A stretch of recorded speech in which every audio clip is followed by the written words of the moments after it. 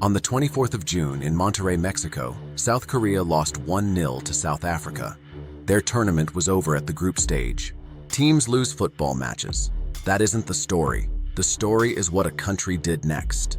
Within days, the national coach stood at a podium in Mexico and resigned, apologizing to the nation.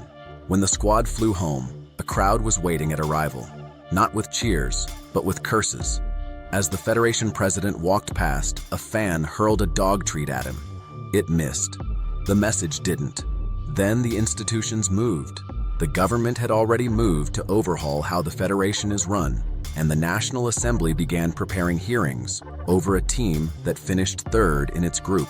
And in early July, the man they'd been chanting about for 2 years walked. Back in May, he'd said he would leave after the tournament. But with the anger still climbing, he didn't wait for the final. 13 years running Korean football, cut short. So here's the question that should stop you. A federation chief stepping down is one thing, but the government, the parliament, all of it, over a group stage exit? No, the match was only the spark. Because for many Koreans, the problem was never just the results on the pitch. It was who had been running the whole thing. For most of 3 decades, a single Chaebol family.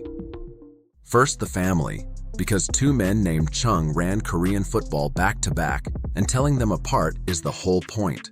Chung Mong-gyu, the founder's 6th son, inherited Hyundai's shipbuilding empire, took the Football Federation in 1993, held it 16 years. Chung Mong-gyu, his first cousin, the only son of the founder's younger brother.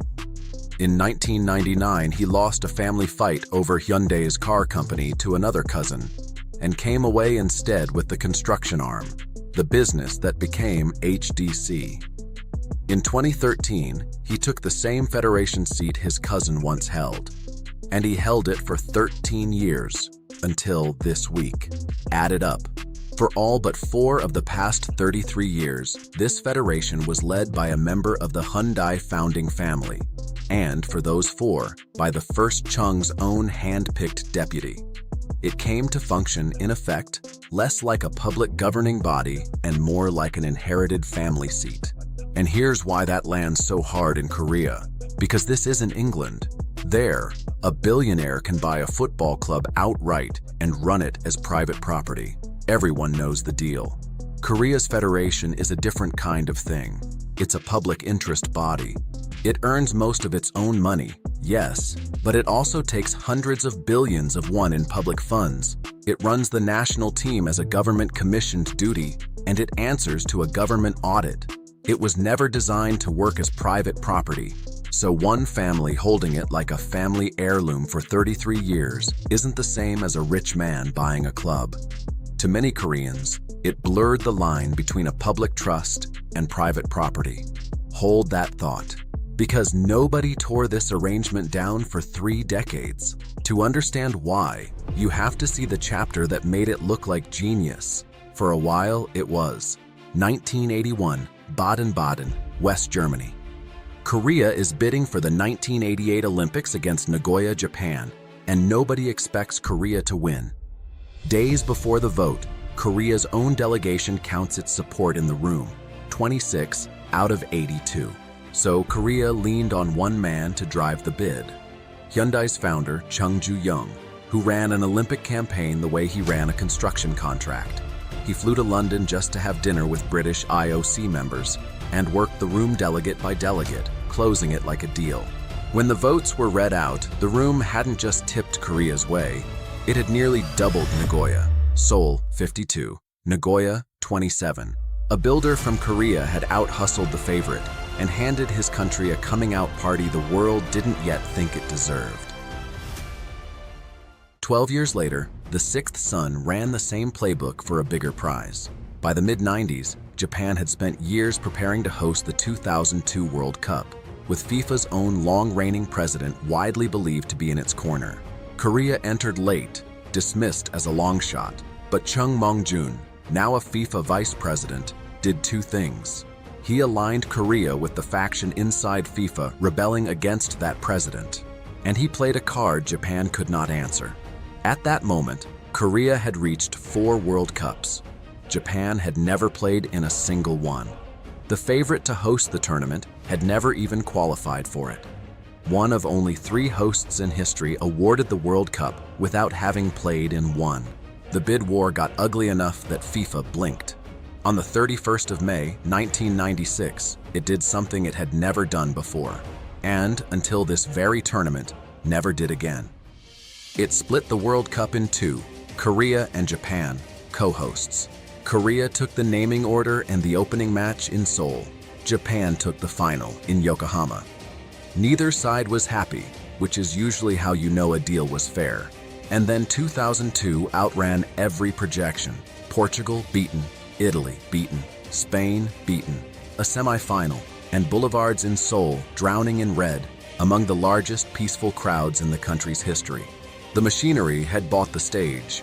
A Dutch coach named Guus Hiddink, a golden squad, and an entire nation in red delivered the miracle standing on it. The World Cup made the world fall for Korea, and it made the arrangement behind it untouchable. A Hyundai name on the federation, a Hyundai name on FIFA's sponsor boards from 1999 on. Who would object to that? It worked. Hold that thought as the story turns. Fast forward to the second Chung's 13 years, and watch the same structure produce the opposite result. The list Koreans recite is long, and it starts well before this World Cup. A national coach hired with no visible process, then paid off, along with his staff, at a figure Korean media put near 10 billion won. The men's team missing the Olympics for the first time in 40 years. A quiet amnesty granted to match fixers, revoked only after public fury. And a successor coach hired through a process so contested, it triggered a government audit. An audit the federation sued to block and lost. And Korean business press added the detail that belongs on this channel. Their analyses argued the chairman had imported his construction group's management style into the federation, matrix teams, agile reorganizations, an attempt to run a national sport like a modern company that, by those same accounts, hollowed out the football expertise it was supposed to protect. Then came June. 1 win, 2 1-0 defeats, third in the group. Out. The coach resigned in Mexico, and what the federation presented as accountability, critics attacked as an escape hatch. Because under the rules, the chairman's resignation starts the clock on a 60-day election, run by the old system, a closed college of a few hundred voters, before any reform toward open, direct elections can take effect. Remember the number from our first video. Korea's founding families directly own about 3.7% of their empires and control all of it through structures where power doesn't answer to the people it affects. When it works, it's decisive, patient, immune to noise. That's how a builder wins a World Cup bid nobody thought was winnable. But when performance collapses, there's almost no lever to pull, no vote that removes the top, no accountability beyond a resignation the leader times himself. Korean football fans just learned what Korean minority shareholders have known for decades. You can be the whole point of the enterprise and still have no say in it. So the chants were never about one match or one man. They were about the system. And this week, that system came under the knife. A reform committee has launched, aimed straight at it, led by a name Premier League fans know, former Manchester United midfielder Park Ji-sung. The tell that it might be real? The legends running it ruled themselves out of the top job, there to reform the system, not inherit it.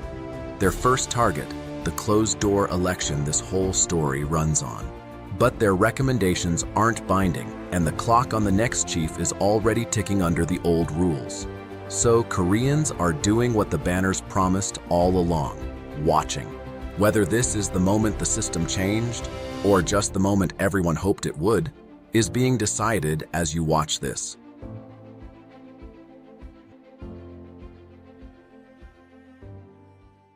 If Chaebol, family branches, and 3.7% are new words to you, our first video lays out the whole system. It's on screen now. And next time, the company Wall Street calls the Amazon of Korea, caught right now between two governments. Subscribe for the business stories nobody bothers to translate. See you there.